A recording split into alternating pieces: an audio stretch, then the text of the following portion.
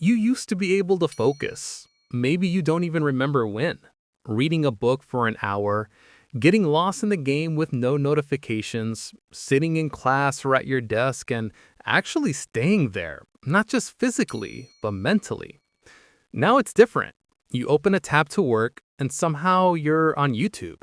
You unlock your phone just to check the time, and you wake up 20 minutes later from a scroll you don't even remember starting.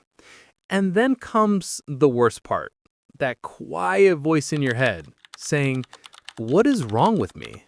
This video is for that voice, because what's breaking your focus isn't a lack of discipline or a broken personality.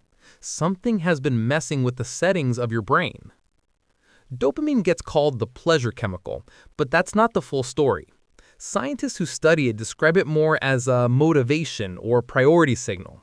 It tells your brain, this is worth energy. Chase this. Do this again. It's like a little highlighter that your brain uses on life.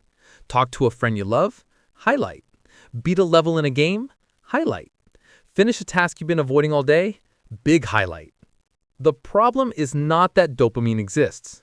The problem is what your environment has been doing with it. Scroll through any short-form app. TikTok, Reels, Shorts. Every few seconds, new face, new sound, new text, new punchline. Your brain isn't just being entertained. It's being trained. A study on short video use found that heavy use is linked with poorer self-control and weaker executive function, the very systems your brain uses to hold focus and resist impulses. Other research describes how this constant stream of high-intensity, quick-reward clips makes less stimulating activities, like reading, studying, or deep work, feel unbearably dull. In simple terms, your brain has learned that the good stuff comes fast, loud, and always one swipe away. So when you sit down with something that doesn't pay off in 3 seconds, a book, a project, your future, your brain doesn't see important. It sees low reward. It quietly starts looking for an exit. That's why you reach for your phone without deciding to. It's not a conscious choice. It's a trained reflex. And then there's the shame. You close the app and feel that hollow, slightly sick feeling. You look at the time and realize you just gave away another half hour. You promise yourself, tomorrow I'll be serious. Tomorrow I'll be focused. Tomorrow comes. Same chair, same screen, same loop. Over time, that doesn't just hurt your productivity. It hurts your identity. You start to believe, maybe I'm just a distracted person. Maybe I'm lazy. Maybe I'll never be able to do deep work. But here's the twist most people never hear. The same system that was hijacked can be trained back. Your brain is plastic. It learns. It can unlearn. Let's talk about how. I'm not going to tell you to throw your phone in the ocean. I'm not going to say just use willpower. If willpower alone worked, you wouldn't be here. You don't need a dopamine detox where you suffer for a weekend and then slide back into the same apps. You need a quiet, stubborn reset. Think of it as 3 small rebellions. Rebellion 1. Create one tiny island of no noise. Not a whole day, not even a whole morning. Start with 25 minutes. For those 25 minutes, phone on Do Not Disturb, no notifications on your laptop, only one tab open, the thing you actually care about. At first, your brain will freak out. It will itch for the next hit. You'll reach for your phone and realize it's not there. That discomfort is not failure.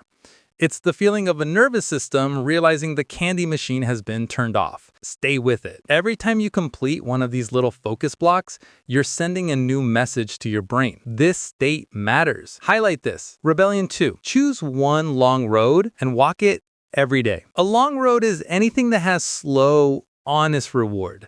Reading 10 pages of a book, writing for 20 minutes, learning something new without skipping ahead. You won't feel fireworks. You might feel bored. You might feel like you're doing it wrong because it's not dramatic. But this is how you reteach your brain that value isn't always loud, that some of the best rewards arrive quietly, after effort, like a muscle that only grows when it's a bit uncomfortable. Think of who you could be in 6 months if you kept nudging your brain in this direction, just a little bit, every single day. Rebellion 3. Let your brain be bored on purpose. Our culture treats boredom like a glitch. If there's a spare 5 seconds, we grab a screen. But boredom isn't a bug in the system. It's a feature. It's the moment your brain says, there's space now. What do you want to think about? Even Gen Z is accidentally rediscovering this, with boredom challenges and phone-free stretches to fix their attention span. Because doing nothing for a while actually calms the constantly triggered reward system. So try this. Go for a walk with no headphones. Sit on your bed with no phone for 10 minutes. Look out the window and let your thoughts wander. It will feel weird at first, even wrong. That's how you know you're touching the part of your brain that's been starved. In that empty space, your nervous system can finally exhale. You're no longer feeding it cheap, constant dopamine. You're letting it reset. Here's the part I want you to remember from this video. You are not a broken, lazy, hopeless person in a world full of focused geniuses. You are a normal brain, living in an environment that has figured out how to weaponize your dopamine against you. Someone designed your distractions. Now it's your turn to design your focus. Your brain learned to crave the scroll. It can learn to crave the work. Not overnight, not in a weekend, but in dozens of small, quiet choices that feel almost too small to matter. One 25-minute block where you stayed. One page you read instead of scrolling. One walk where you left your phone at home. Those are not nothing. Those are bricks. And brick by brick, you are building back a mind that can actually stay with what matters. If this feels like your story, you're not alone. Drop in the comments, my brain is under construction. Not as a joke, but as a promise to yourself that this is the chapter where things start to change.